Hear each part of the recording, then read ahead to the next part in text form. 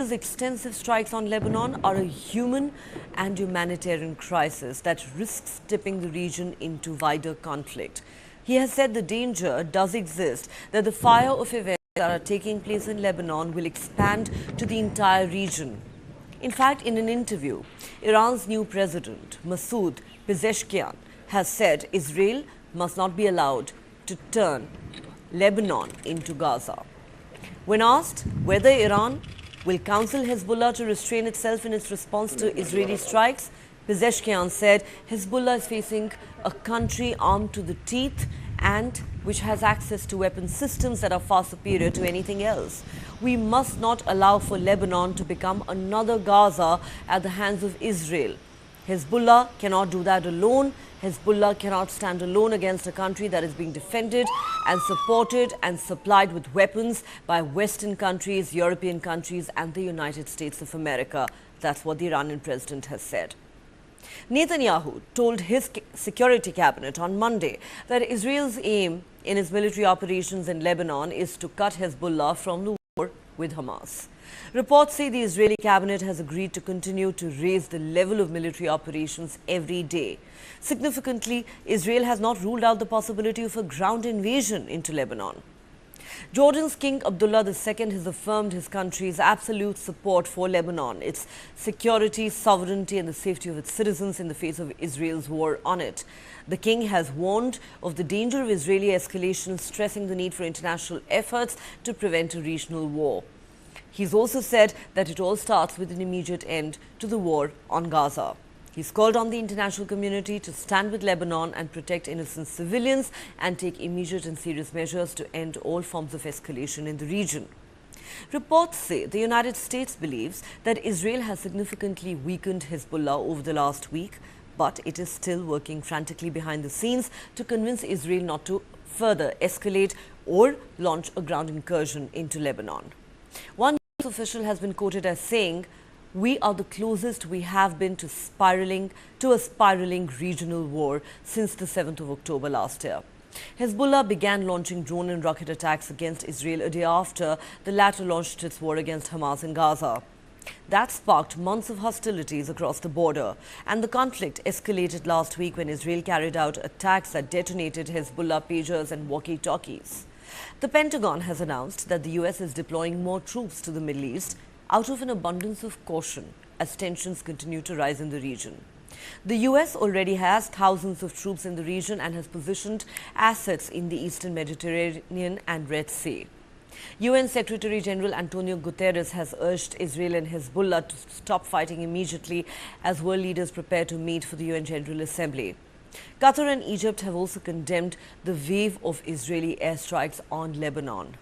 Jordan has expressed solidarity with Lebanon, as we said, and called for the UN to take action. France has requested an emergency meeting of the UN Security Council to address the issue. So what happens next? Some analysts say a full-scale ground war between a tired and divided Israeli military and an inexperienced, and angry Hezbollah inside southern Lebanon would likely be disastrous for Israel. It is exactly what the militant group is good at and waiting for. But at the same time, we cannot ignore the fact that Hezbollah positions have been severely hit in the south of Lebanon by repeated airstrikes. And there has been significant damage to command control, morale and equipment, all without a single Israeli boot on the ground. Perhaps the Israelis are hoping that Hezbollah feels so damaged and so greatly fears further damage to Lebanon's civilians that it agrees to withdraw to the north of the Litani River and bow to its demands in such a way that Israeli civilians are allowed to return home in the north of their country. Also, it's clear from last week's pager and walkie-talkie attacks that Israel has thoroughly penetrated Hezbollah's communications. Having said that, even after suffering a major blow, Hezbollah remains a more formidable enemy to Israel than Hamas is in Gaza, with a pre-war arsenal estimated at 150,000 rockets and missiles, a stockpile built and improved with the help of Iran. The U.S. and its allies, who are currently gathered at the UN General Assembly in New York, are scrambling to come up with concrete ideas to de-escalate the situation that threatens to destabilize the region. Hezbollah is far more powerful by multiple factors than Hamas. Far better armed, far better trained. They fought for years in Syria for President Assad, so they have plenty of experience.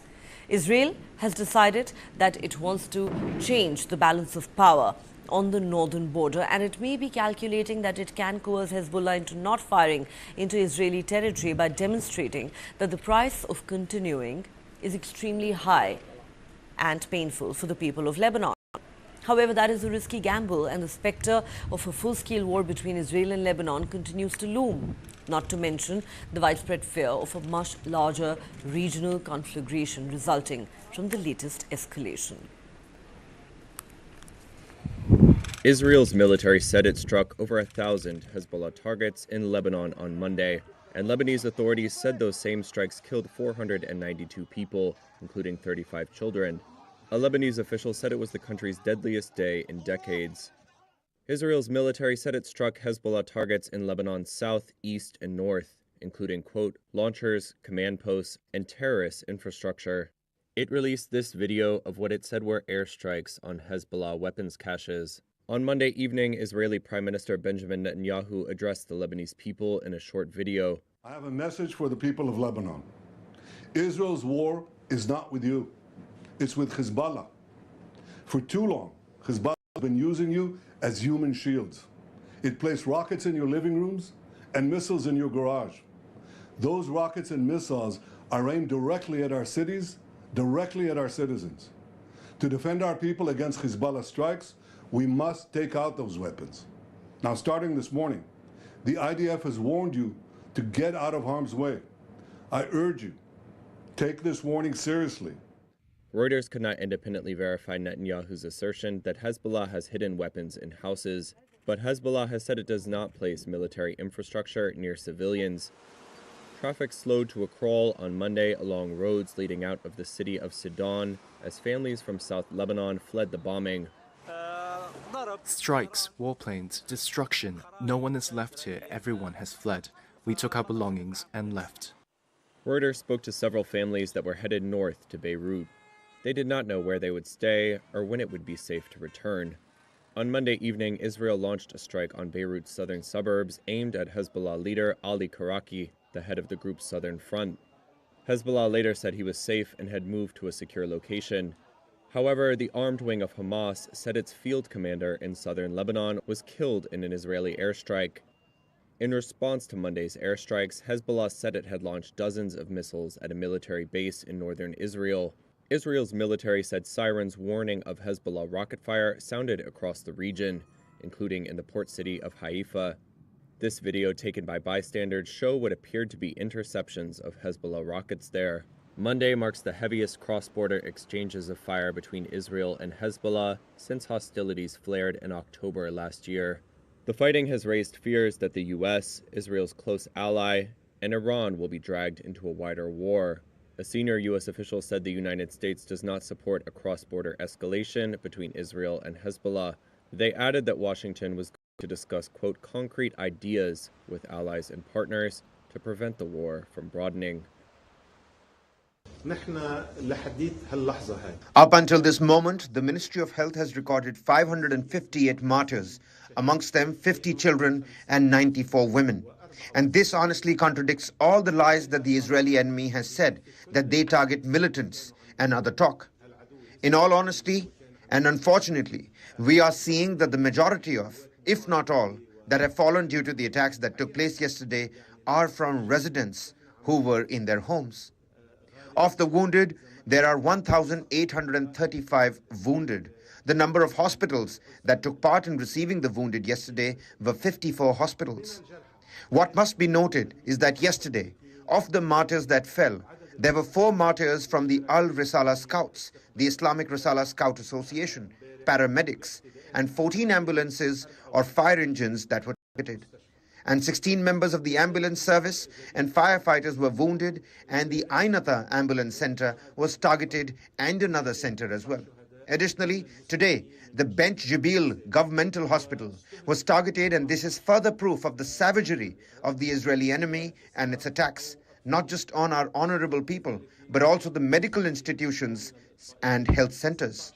Today, based on precise intelligence, we conducted extensive strikes against Hezbollah terror targets in Lebanon that posed an imminent threat The IDF strike 1,300 targets until now, including long-range cruise missiles, heavyweight rocket with 1,000-kilo warhead.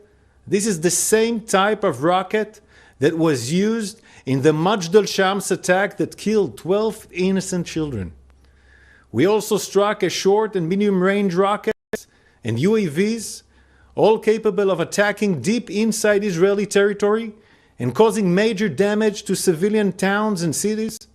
As part of our efforts to mitigate harms to civilians, we provided advance warning to civilians in specific villages in Lebanon where Hezbollah embedded its military assets and weapons and warned them to move out of harm's way. However, even as we called on civilians to move away from danger, we saw that Hezbollah operatives were doing the opposite and acted to prevent civilian moving safety. This is because Hezbollah uses civilian population and civilian homes as a human shield for its terrorist activities.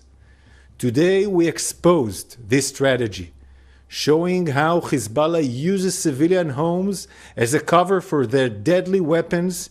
In these images, you can see how Hezbollah hides long-range rockets with range of hundreds of kilometers inside the attic of a house in the heart of Khumin al-Takhta village in southern Lebanon.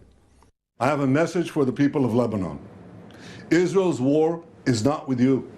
It's with Hezbollah. For too long, Hezbollah has been using you as human shields. It placed rockets in your living rooms and missiles in your garage. Those rockets and missiles are aimed directly at our cities, directly at our citizens. To defend our people against Hezbollah strikes, we must take out those weapons. Now, starting this morning, the IDF has warned you to get out of harm's way. I urge you, take this warning seriously. Don't let Hezbollah endanger your lives and the lives of your loved ones. Don't let Hezbollah endanger Lebanon. Please, get out of harm's way now. Once our operation is finished, you can come back safely to your homes. The catastrophe continues. And the escalation in Lebanon is extremely dangerous and worrying. I was in Lebanon some days before, just before the explosion of these electronic devices has been creating terror among the Lebanese population. The escalation is extremely dangerous and worrying. I can say that we are almost in a full-fledged war. Despite the warning signal, I think we are still hoping and working to stop this escalation.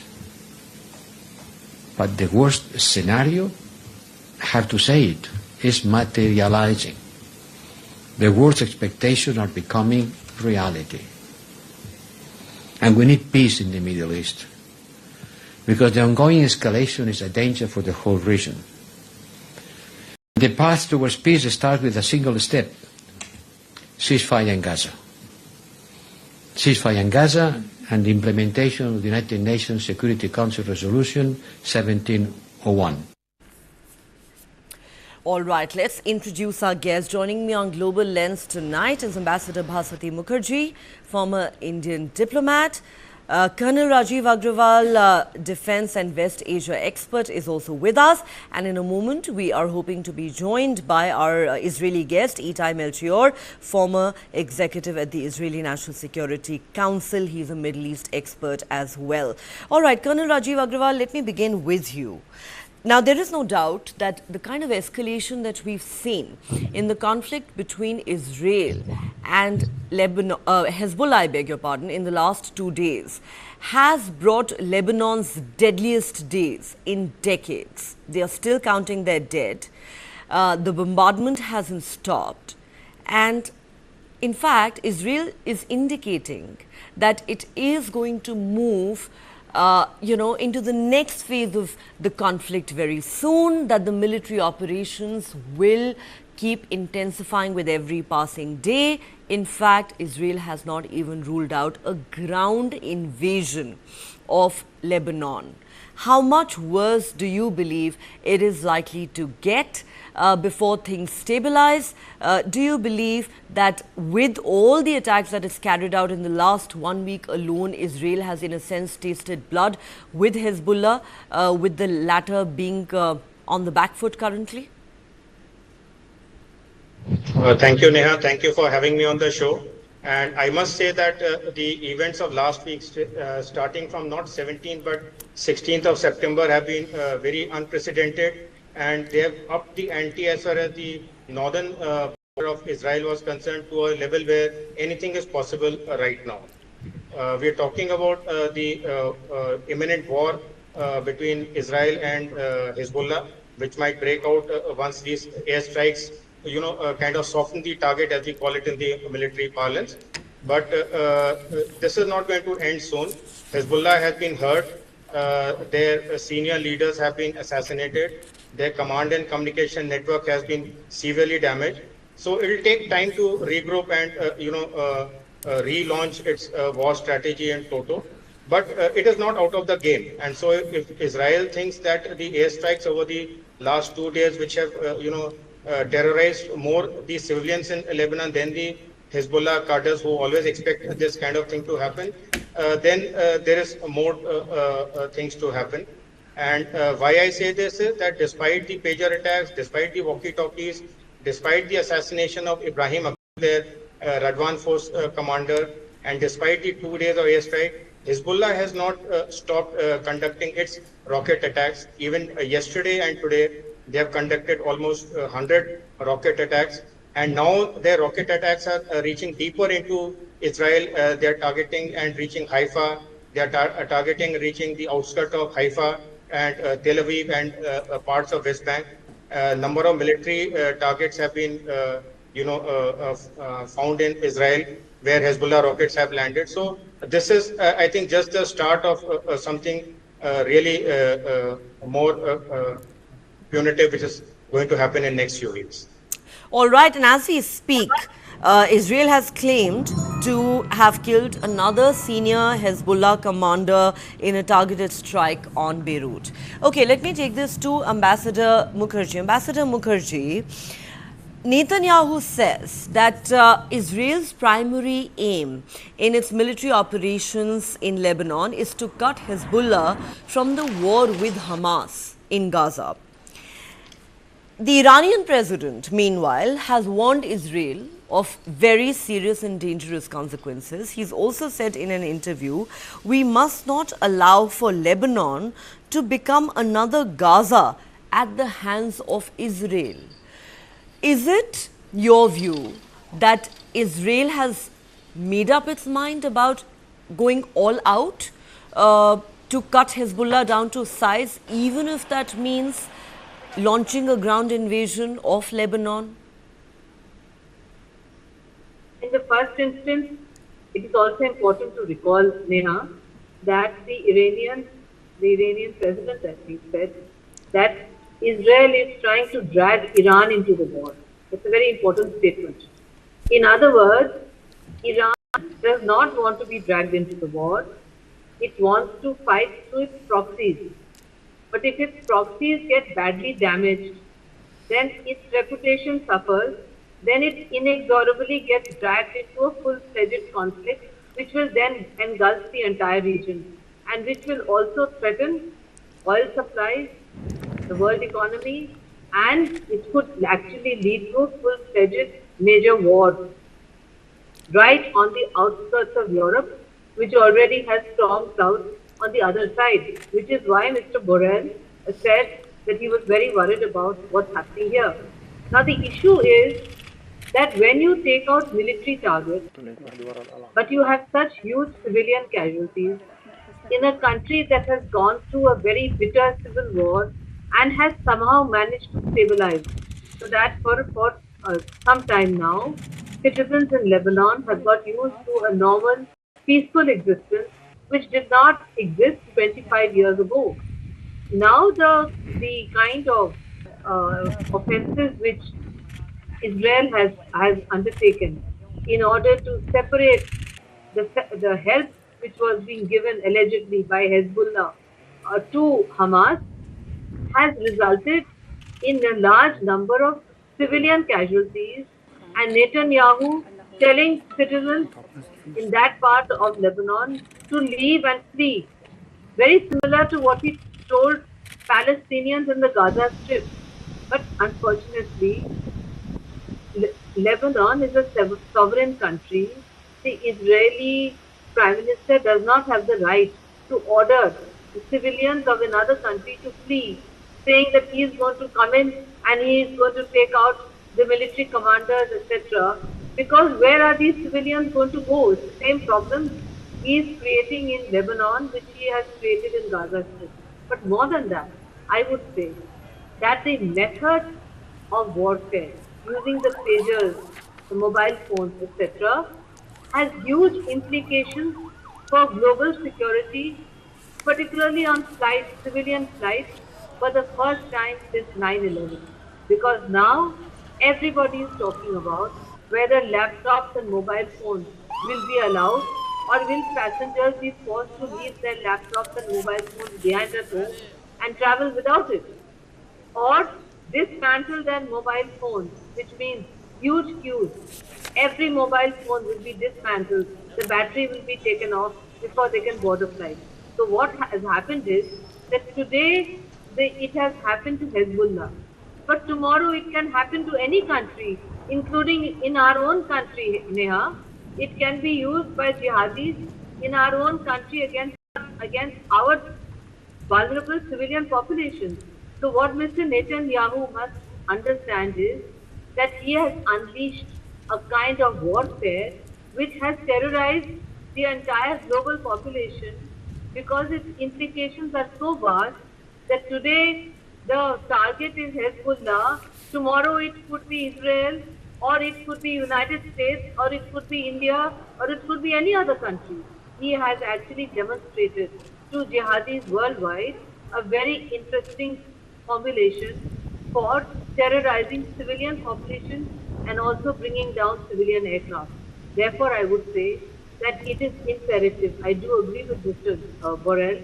It is imperative that there should be a ceasefire imposed as soon as possible in this area, in the Gaza Strip, and Netanyahu must be prevented from a full-fledged ground invasion into Lebanon, because then it would inexorably lead to a wider conflict, and the Iranians may be drawn in against their wishes. Because if they had no problem in being drawn in, they wouldn't have made that comment. They're saying Israel is trying to drag us into this conflict. In other words, they would like to stay out of it. They would like to fight it with their proxies. But when proxies get demolished, then major players have to step in.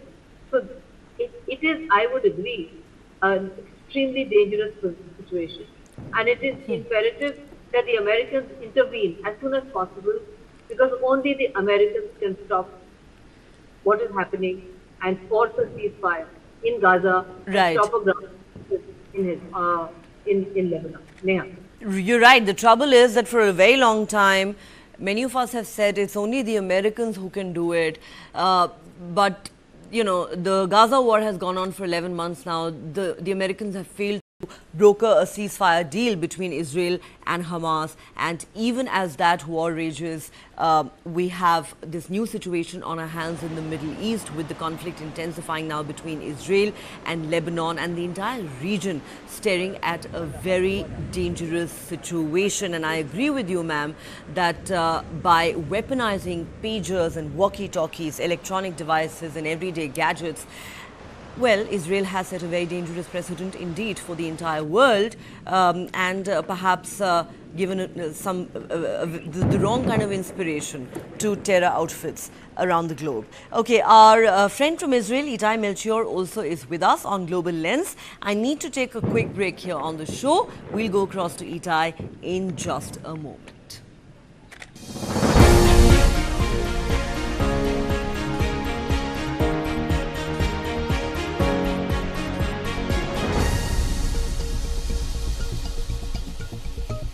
Fast, fast, fast, fast, fast. My God, isn't she your daughter? Yes. She's playing football. This is boys' game. Make her study. If she doesn't get a good job, she will get a good match. Will you win the world by playing football? Yes, auntie. My daughter will win the world by playing football. Let's go to Germany. World's largest football talent hunt, News9 Indian Tigers and Tigresses. In association with DFB Pokal, Bundesliga, BVB and India Football Center. Train and play matches in Europe. Register now and fly to Germany. IndianTigersandTigresses.com.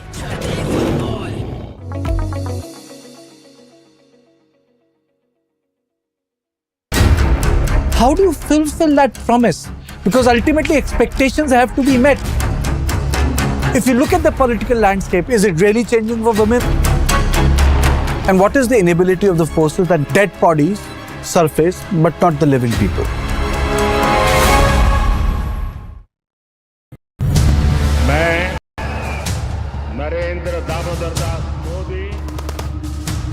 Terrorism always flows like water. It will go in the direction where there is no obstacle. Bloodbath in Jammu. 5 soldiers die after terrorists open fire at an army convoy in Kathua. Pakistan essentially is doing is opening a new frontier in the Jammu region.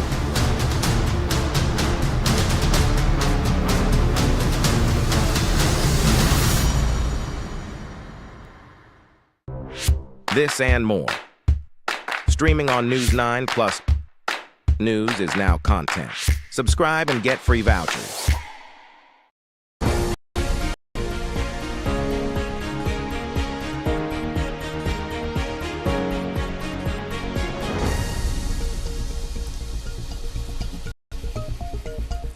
Welcome back. You're watching Global Lens on News9 Live with me, Neha Khanna. We're discussing the intensifying conflict between Israel and Hezbollah in Lebanon. Let me now go across to our Israeli guest, Itai Melchior. Itai, the Prime Minister of Israel has said, we're not at war with the people of Lebanon, we are at war with Hezbollah. Now, he says that the aim of Israel's military operations in Lebanon is to cut Hezbollah from the war with Hamas.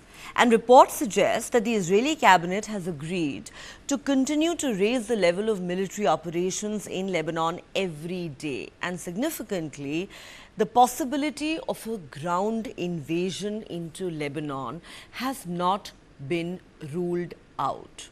What is your assessment? Will Israel go as far as to launch a ground invasion into Lebanon? The Iranian president has already said we must not allow for Lebanon to turn into another Gaza at the hands of Israel. That's actually very nice of the Iranian president, but then he shouldn't be arming Gaza and Hezbollah to fight against Israel. I remind you that neither the Gaza offensive or the war with Hezbollah in Lebanon was started or initiated by Israel. And I remind you that Hezbollah has repeatedly fired into Israel. Now, there's no dispute between Israel and Lebanon, no border dispute. The last one was settled with Israel giving them all they wanted a couple of years ago. And Hezbollah is an Iranian-backed militia which is not Lebanese and doesn't represent the Lebanese interest. I remind you that Lebanon was Beirut was called the Paris of the Middle East. Until Palestinian and other Islamic organizations started taking over Lebanon. So this is a sad story of a state that is totally failing today. Now, Israel does not have a war with Lebanon. We have no claims to Lebanon, and all we want is for Hezbollah to stop firing at Israel. If you look at the Israeli offensive, it's aimed at launch sites, at sites where rockets are held, and very, very targeted attacks as such. Which brings me to the issue of, you were complaining about weaponizing pagers. This is the most accurate attack possible in which we didn't bomb buildings and no civilians or hardly any civilians came in harm's way. So this is actually a very sophisticated and precise way to strike, only targeting people who are known to be terrorists or part of a terrorist organization. So actually, again, to your main question, what will be the next step? I have said before on your show, and you can check, I do not think that there will be a ground invasion. Netanyahu still wants to go to the United Nations General Assembly and come back. and therefore I don't think that there's any interest in a ground offensive. There's no reason to also, and a lot of pressure is being exerted now militarily by Israel, but also diplomatically by some of the major power players to get Hezbollah to back down, agree to go back to the status quo before October 7th. Okay, so you believe that there will be no ground invasion, but let's remind ourselves that when you talk about these targeted and precision killings, well, civilians have been killed as well, children have been killed as well, and you know, when we talk about weaponization of electronic devices such as pagers, walkie-talkies. Well, we're not just talking about what's happened in Lebanon in the past few days, we're talking about the precedent that it may have set for bad actors, rogue elements, terror organizations around the globe. That is the real worry. But let me quickly tell our viewers that US President Joe Biden has said a full-scale war is in nobody's interest. Now, it is believed that the US is scrambling behind the scenes to try and somehow convince Israel to de-escalate the tensions with Hezbollah. Joe Biden saying a full-scale war is in nobody's interest. Colonel Rajiv Agrawal, come in here. Now, there are two schools of thought on what a more intense conflict between Israel and Hezbollah could look like. There are those who say that Hezbollah has been significantly weakened by Israel over the last 1 week alone. Its communications network has been completely crippled with those pager and walkie-talkie attacks. And with the intense bombardment that's going on, with many of its top commanders eliminated, its morale and its ability to strike back has been severely weakened. But then the other argument, the counter argument to that is that despite suffering such a massive blow, Hezbollah remains a formidable enemy to Israel, which is actually much bigger in terms of its size, its firepower, its ability to hit back compared to even Hamas, which has been waging a war against Israel for the last 11 months. Hezbollah, according to the figures that I'm looking at, has an estimated arsenal of 150,000 rockets and missiles, a stockpile that has been built, as we all know, with the help of Iran. So, Hezbollah is not an enemy that Israel can take lightly, regardless of what's happened in the last few days. What is your take? Absolutely, I agree with you that Hezbollah is not Hamas, as you rightly said, and Hezbollah is more powerful, better equipped, has better forces at its command. But here I would say that Israel has the military advantage till the time it carries out its airstrikes across Lebanon, because Hezbollah firstly does not have any fighter aircrafts, nor does it have suitable air defenses to stop. So it's a free run for Israel as far as the airstrikes is concerned, and it can strike with impunity across Lebanon at whatever target it wants. The question will arise when the ground invasion takes place, if at all. And you said that Joe Biden has been calling that the ground invasion should not take place. Well, Joe Biden has been calling for so many things, and he's no longer the president in its true sense, a lame duck president. So he's seen as a lame duck president. To my mind, nothing to my mind what Joe Biden says makes a difference to the Israeli war strategy. And so Israel will retain the advantage till the time it carries out airstrikes and continues to degrade Hezbollah.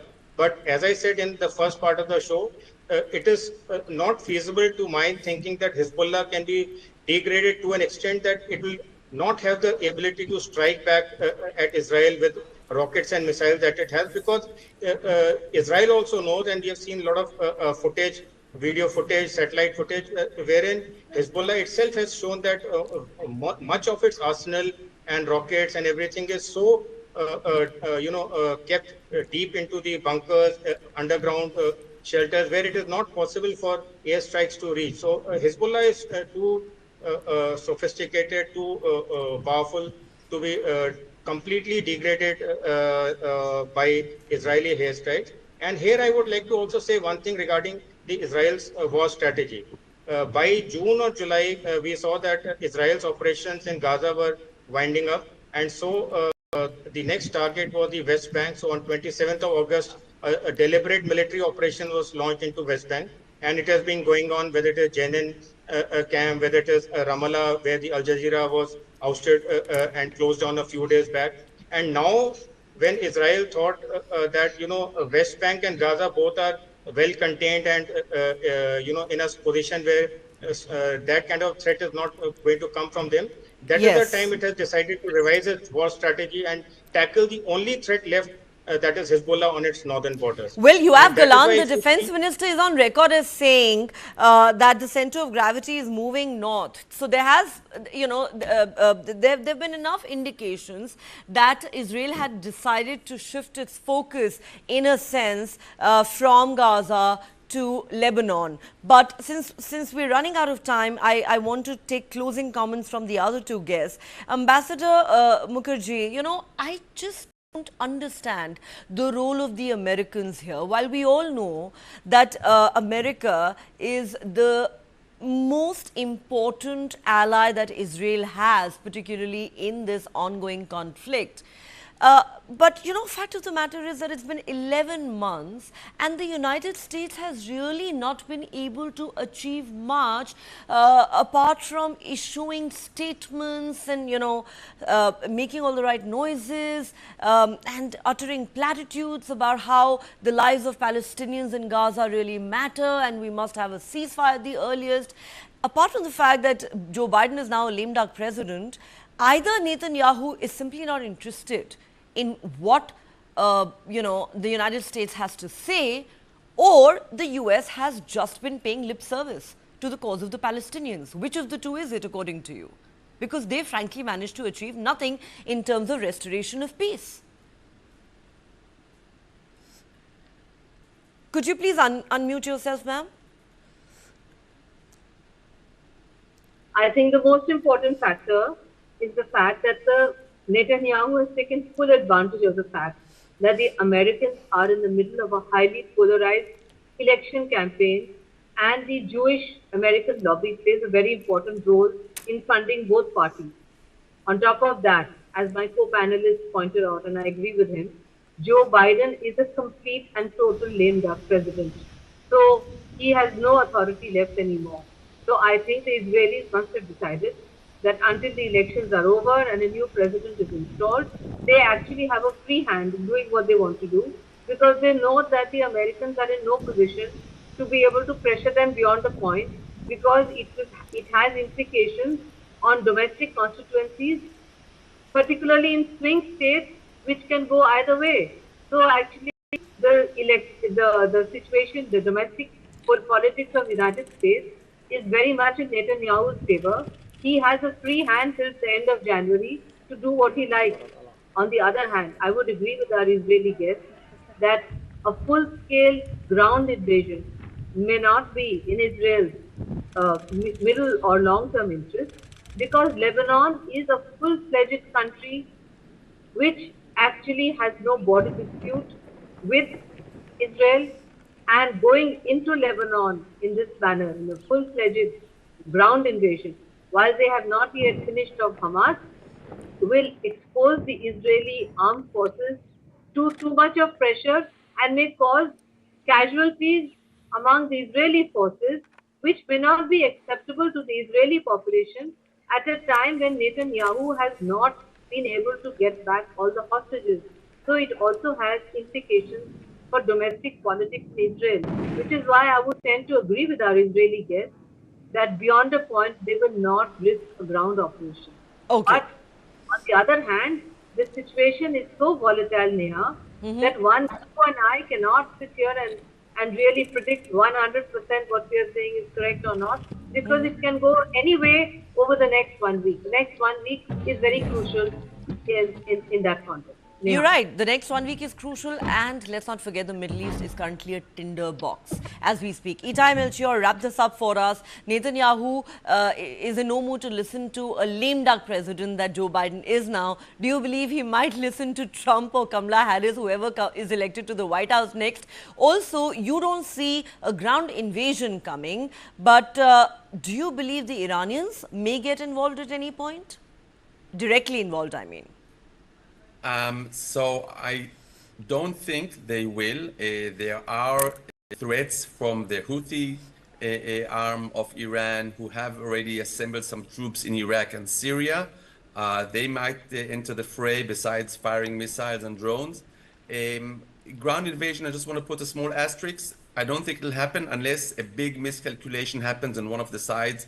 Remember yesterday, citizens of Israel's third largest city had to run, myself included, had to run to shelters. Hezbollah firing for the first time to Haifa. On the other hand, Hezbollah does not want a full-out war itself, or it would have done much more harm with its missiles that can reach much further to central Israel. So I think this is more or less the direction we are going. I don't think it's a question of listening or not, and I think that if Trump is president, everybody listens to him. You can't not, because he's much more aggressive. But regardless who wins, I still think that the U.S. administration understands Lebanon. They want to put an end to it, and unless Israel does evade Lebanon, which I said I don't think it will, they are not going to put pressure on Israel unless, again, there's a grave miscalculation in which civilians are harmed in Lebanon. So that's why I believe it's a matter of days to a week and a half, two, until we see the end of the round with Lebanon. And just, your colonel was right, the colonel that was on before, saying that Israel was actually prepared for Hezbollah, which is a much graver threat to Israel than Hamas, and that's why they overlooked and suffered the 7th of October events. Okay. But just that said, I think that more or less you have to understand that the war in Gaza as a war is over. Israel controls the entire area, and now it's more an issue of hunting terrorists, of evading booby-trapped houses, and looking for the hostages. So that's it. That's an important statement you're making. You believe that the war in Gaza may in fact be over, even though of course there is still no ceasefire in place, and of course we cannot forget that a lot of hostages still remain trapped there. But what happens next in Lebanon? I think that is something that the whole world is looking very closely. Remember, world leaders are currently gathered at the UN General Assembly in New York as we speak, and many have already expressed grave concern over this escalating crisis. This is an issue that the UN Security Council is also expected to take up. On that note, Ambassador Bhaswati Mukherjee, Itai Melchior and Colonel Rajiv Agrawal, thanks to all of you for joining me on Global Lens tonight. All right, from the Israel, Hamas and Hezbollah war, let's now turn our attention to the Russia-Ukraine war. In an interview with American network ABC, Ukrainian President Volodymyr Zelensky has said he believes the war with Russia is closer to an end than many believe. He's called on allies to strengthen Ukraine as he arrived in the United States for a week of high-stakes diplomacy. The Ukrainian president told the network the plan of victory is the strengthening of Ukraine. That's why we're asking our friends and allies to strengthen us. Zelensky has promised to present what he calls his victory plan to US President Joe Biden and other key American political leaders this week. World leaders are currently gathered in New York for the UN General Assembly. Reports suggest that Zelensky's plan consists of 5 points, and its core includes specific figures and amounts of military assistance for Ukraine, as well as certain diplomatic and political measures. The plan, however, does not include any proposed concessions to Russia, but is aimed at forcing the Kremlin to end the war. There are doubts that a second Trump administration would continue similar levels of support to Ukraine and could perhaps push it into negotiations with Russia. During his debate with Kamala Harris 2 weeks ago, Trump declined to say if he wanted Ukraine to win the war, and his running mate J.D. Vance has already stated publicly that Ukraine should give up Russian-occupied territory and abandon its ambitions to join NATO. Meanwhile, Prime Minister Narendra Modi held a bilateral meeting with President Zelensky in New York. Zelensky thanked Prime Minister Modi for his peace efforts in the Ukraine conflict. Ukraine's President Volodymyr Zelensky held a flurry of talks with world leaders on the sidelines of the UN General Assembly Monday, trying to drum up support for Kyiv's efforts in the Russian war. The heads of India, Germany and Japan all sat with the Ukrainian leader. Zelensky also spoke to the wider summit, urging peace for his country's future. Putin has stolen much already, but he will never steal the world's future, I'm sure. We are now preparing for the second peace summit, moving forward with our partners step by step according to the peace formula. And we are preparing a document to present at the second peace summit. I invite all leaders, nations to continue supporting our joint efforts for a just and peaceful future. After his meeting with German Chancellor Olaf Scholz, Zelensky stressed the need for unity in pursuing a just peace. Germany has been one of the most significant backers in Europe of Kiev's defensive fight against Russia. Zelensky also made note of Ukraine's developing ties with India after meeting Prime Minister Narendra Modi. Despite India's long-standing warm ties with Russia, it has allowed the diversion of artillery shells to Ukraine from European customers. The full-scale Russia invasion of Ukraine, or special military operation as Moscow calls it, began in February 2022 and has killed thousands of people, uprooted millions more, and turned Ukrainian towns and cities into rubble.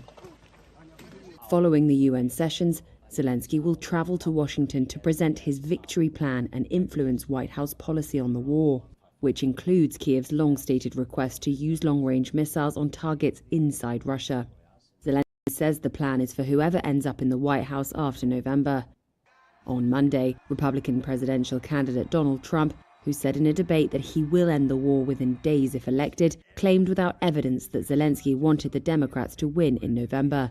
The presidential office in Kiev did not immediately respond to a request for comment, but Zelensky has previously said he is willing to work with whoever wins the election.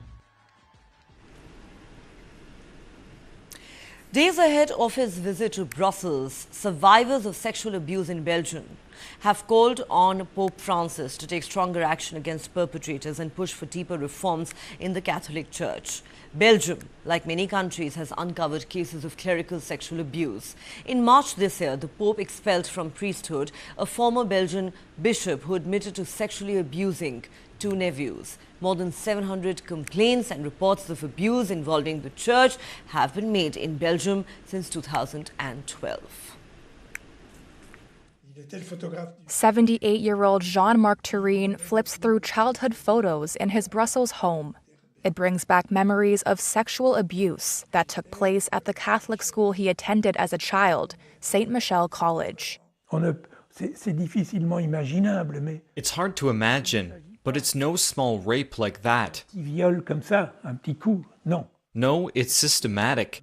As far as I'm concerned, it was 4 Jesuits for 5 years at St. Michel College, here in Brussels. We're damaged. It was criminal. This is something incredibly perverse.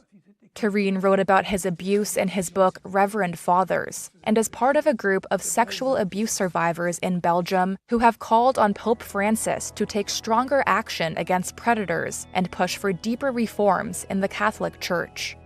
Pope Francis is set to meet with survivors and activists in the coming days while on a tour of Belgium and Luxembourg that will also focus on migrants.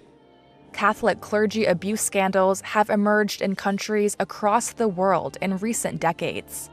More than 700 complaints and reports of abuse involving the church have been made in Belgium since 2012, according to a report by the Catholic Church in Belgium in 2022. The pontiff, who calls abuse demonic, says he's made prevention a priority. Francis created the first high-level PayPal commission to address clergy abuse. He also debuted a global system for Catholics to report suspicions of abuse or cover-ups by bishops. Former priest turned activist Rick DeVell says the initiatives need to be acted upon. De nieuwe pauselijke maatregelen zijn goed. The new papal measures are good, but they are only good measures on paper and not being implemented. Die worden niet uitgevoerd. No one is putting them into practice, including the Pope. Realiseert die, brengt die in de praktijk.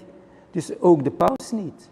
A spokesperson for the Belgian bishops said there is zero tolerance for abuse, and offending priests are defrocked. Survivor groups say they want to see more, including having the Pope mandate that all clergy globally must report any suspicions of abuse to local authorities. For Tureen, he says he still feels the pain decades later. I've been angry ever since. I did sink into alcohol for 60 years after all. It was only 3 years ago that I stopped drinking. But it's them. They're the ones who got me into this mess. What we want to say to the Pope is that it's time for him to have a word with us. He's the boss of the church. And it's time for him to tell us something that really matters, not just his excuses, which we don't need. And as we wrap up this edition of Global Lens, let's introduce you to a brand new superstar. At a popular Australian aquarium, one baby bird has acquired superstar status. Among a sea of black and white penguins, chocolatey brown and fluffy, Pesto is making heads turn. Affectionately dubbed a fatty, an absolute unit and a linebacker, the baby penguin has shot to viral stardom and attracted a legion of obsessed fans, including pop star Katy Perry. Pesto has reached an audience of 5 billion, dominating social media algorithms, securing wall-to-wall breakfast television coverage in the United States and the United Kingdom, and drawing travelers from around the globe to Melbourne's Sea Life Aquarium. Born in January this year, weighing only 200 grams, the 9-month-old king penguin is now more than 100 times that size. At a whopping 22.5 kilos, he's the biggest chick the aquarium has ever seen. While it is normal for penguins to stack on some healthy baby chub after they hatch, the keepers had no idea that Pesto would become so immense. Hand-fed several times a day, Pesto's considerable heft is being partly attributed to his very healthy appetite, a gentle way of saying he gobbles up to 30 fish daily. The staff say there is much more to Pesto than his cuddly appearance. They describe him as a social butterfly who chatters away in a cute little whistle tone and loves annoying the adult penguins like any typical toddler would. Olivia Wilson, who has been managing Pesto's demanding media schedule for the aquarium, jokes that she's not sure what's the biggest drawcard to Melbourne this weekend, Pesto or the Australian Football League Grand Final, a sporting event taken so seriously that the entire state of Victoria gets a public holiday the day before to celebrate.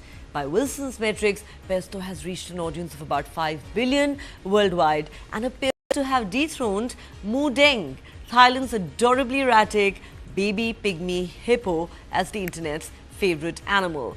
People are trading Pesto as Bitcoin, which has been unbelievable, she says.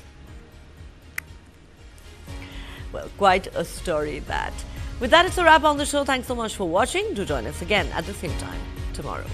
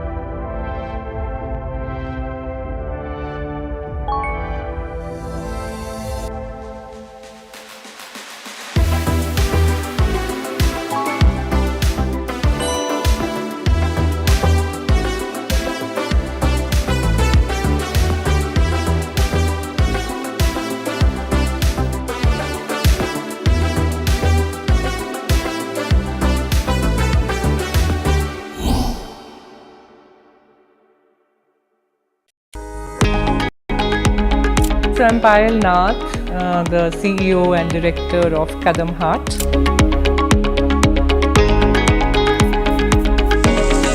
We are working with people, we are working with emotions, we are working with hands, we are working with nature. We are very clear, we want to commit to livelihoods, we want to commit to the planet, we want to impact 1 million artisans, which is 1 million families minimum. Be the change that you want to see. This and more. Streaming on News9 plus news is now content. Subscribe and get free vouchers.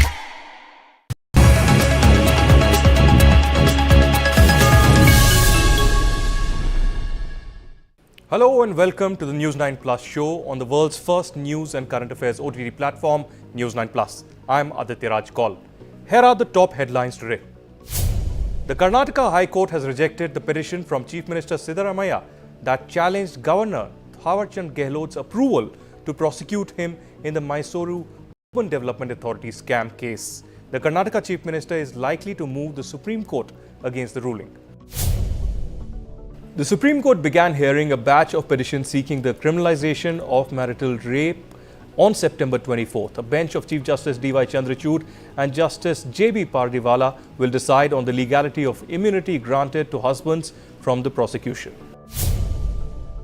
Prime Minister Narendra Modi met Ukrainian President Zelensky in New York on the sidelines of the UNGA. Prime Minister Modi reiterated India's support for an early resolution of the conflict in Ukraine and the restoration of peace and stability in the region. The National Investigation Agency conducted raids at 11 locations across Tamil Nadu in relation to a terror conspiracy case. A case was registered by the Chennai Police Department about the recruiting people to the banned outfit Hizb ut-Tahrir. Union Minister Ashwani Vaishnav has said that the Railway Administration is on alert for potential train sabotage bids. Officials are holding talks with the police in several states to prevent any untoward incident. At least 24 episodes of suspected train sabotage have been recorded in various parts of the country in recent months, including one in Kanpur last week. The family members of Akshay Shinde, accused in the Badlapur sexual assault case, have challenged the police claim that he was killed in self-defense. His kin also claimed that the police pressurized him for a confession. The Kerala High Court dismissed an anticipatory bail plea by Malayalam actor Siddique in a sexual assault case lodged against him by an actress. An FIR was filed against Siddique in August this year. In international news, Israeli strikes on Hezbollah targets killed 492 people in Lebanon on September 23rd, including more than 90 children and women. This was the deadliest day in the cross-border warfare since the 2006 Israel-Hezbollah war, Lebanese authorities have said.